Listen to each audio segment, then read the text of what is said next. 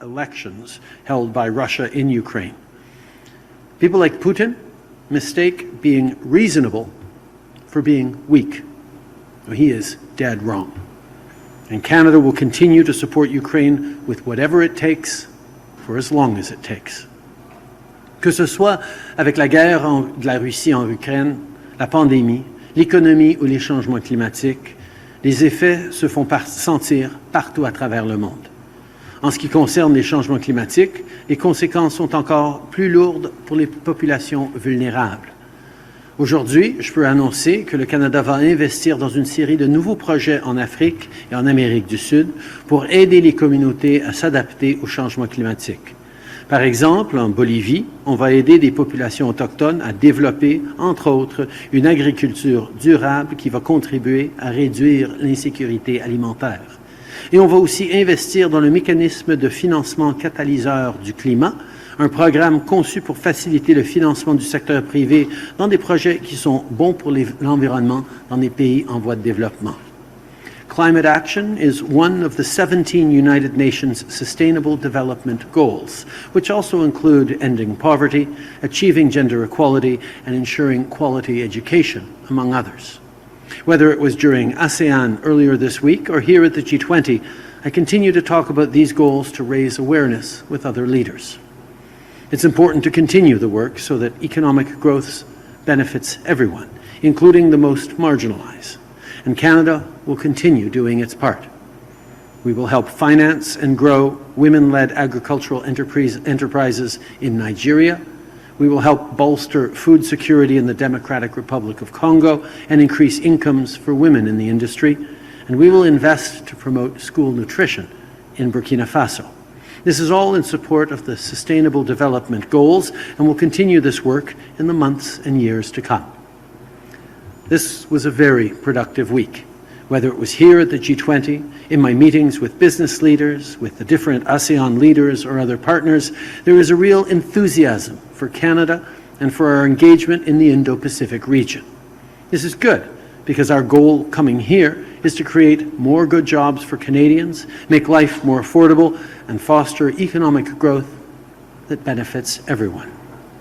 Les gens reconnaissent que le Canada a beaucoup à offrir. On va continuer de créer des opportunités d'affaires pour nos entreprises canadiennes et on va continuer d'être une influence positive dans la région et à travers le monde. Merci beaucoup tout le monde. We will now start the question and answer period. First question goes to Annie Bergeron, CTV. Hi, Prime Minister. I'm wondering if you can say why you signed on to and agreed to a leaders' declaration that does not condemn Russia for its illegal invasion of Ukraine. If it was just up to me, the leaders' declaration would have been much stronger, particularly on Ukraine.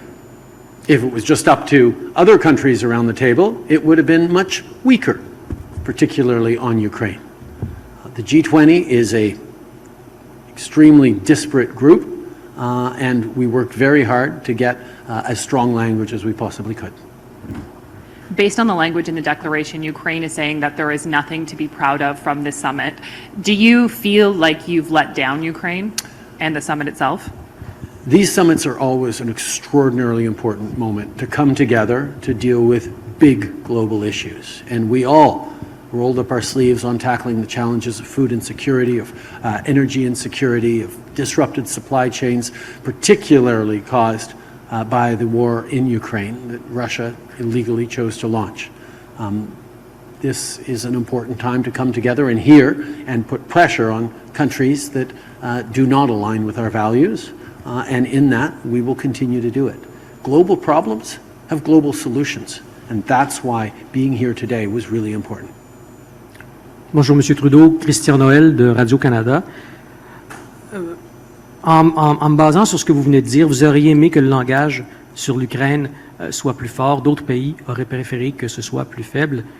Est-ce que vous êtes capable de m'expliquer de quelle façon le compromis est utile et nécessaire dans cette situation-là pour l'Ukraine? Prenons par exemple le paragraphe sur l'accord sur les grains dans la mer Noire. On sait très bien que des pays à travers le monde font face à une crise alimentaire ou avec des prix élevés ou bien des manques de denrées et d'alimentation. de le dire aussi clairement dans un communiqué comme ça, qu'on sait très bien que c'est lié à la guerre en Ukraine, et on appelle à tous les pays, y compris la Russie, d'essayer de le résoudre. On voit qu'on est en train de mettre de la pression pour résoudre un problème auquel bien des gens font face, mais qui n'ont pas toujours la bonne information sur le lien avec les actions de la Russie. Donc, c'était un compromis. Est-ce que ça veut dire que l'influence des pays occidentaux dans le G20 est en train de diminuer? Non, le G20 a toujours été un rassemblement de pays extrêmement différents.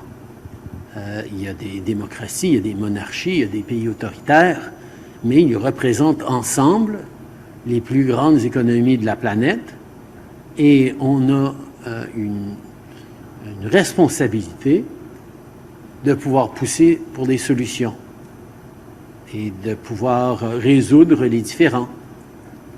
Et c'est toujours un processus. L'année dernière, on a eu de très bonnes discussions. Cette année, on a eu de très bonnes discussions. On a mis de la pression, on a avancé plusieurs enjeux.